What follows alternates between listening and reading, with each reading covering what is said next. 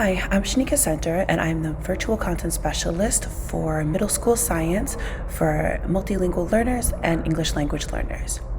Today's video, we are going to talk about how to make observations. In next week's lesson, you're going to be conducting an experiment about how to turn a seed into a plant. Throughout this experiment, you're going to make observations about the changes that you see in your plant. In order to make really detailed and specific observations, we are going to review some vocabulary that's going to be extremely useful for you to name the changes that you see in your plant. First vocabulary word is seed. Your seed is what you're putting into the bag. After a few days, your seed is going to start to make some changes.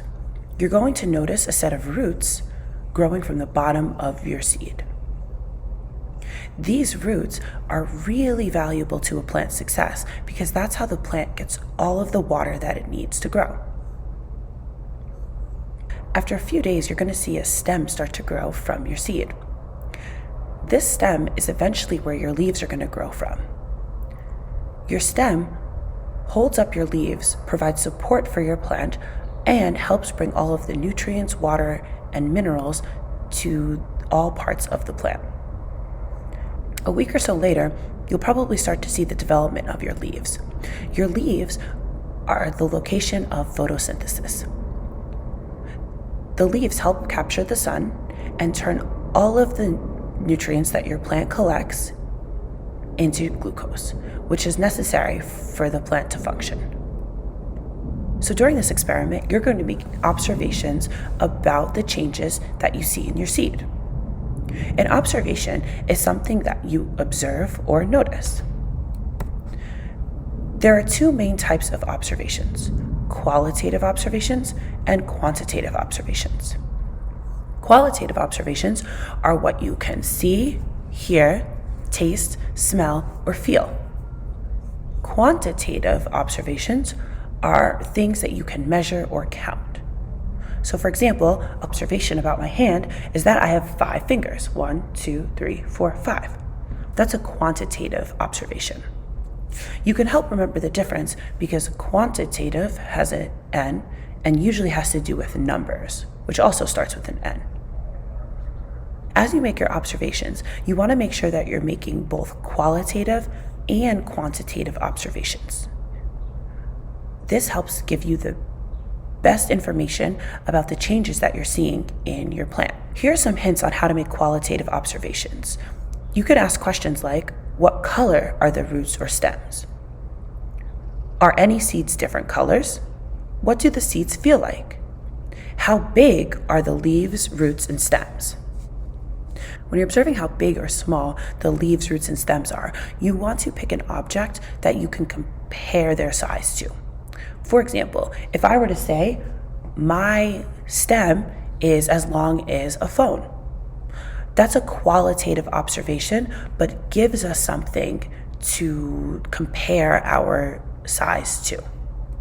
So say this is my bag of seeds. As you can see, my seeds have started to germinate and grow. Some qualitative observations that I can make about these seeds are the lima bean seeds are light brown. So I can see that all of these seeds are light brown.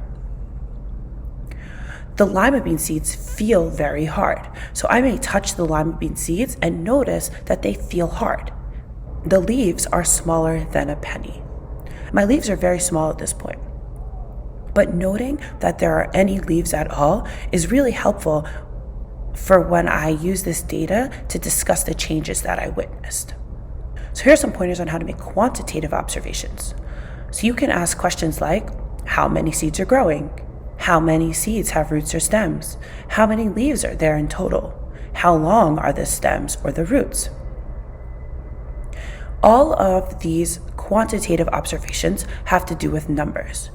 When I'm answering them, I can write answers like, there are 5 seeds growing out of 6. There are 8 seeds that have roots. There are 14 leaves in total. Again, remember that quantitative observations have to do with numbers. When you're determining how long different parts of your plant or seed are, you can use a ruler. You can use either inches or centimeters. But if you don't have a ruler, there's a way to measure with common objects. You can pick any object that you have in your house, like a penny, a water bottle lid, or a hairpin, and you can use that to measure your plant. For example, my stem is 3.5 pennies long. My stem is also 2 water bottle lids long. My stem is also 1 hairpin long. Any common object that you have in your house, you can use to help you measure. Here are some examples of quantitative observations. This is my bag of lima bean seeds. So I can see that 6 out of 6 lima beans are growing. 5 out of 6 lima beans have roots. There are a total of 0 leaves.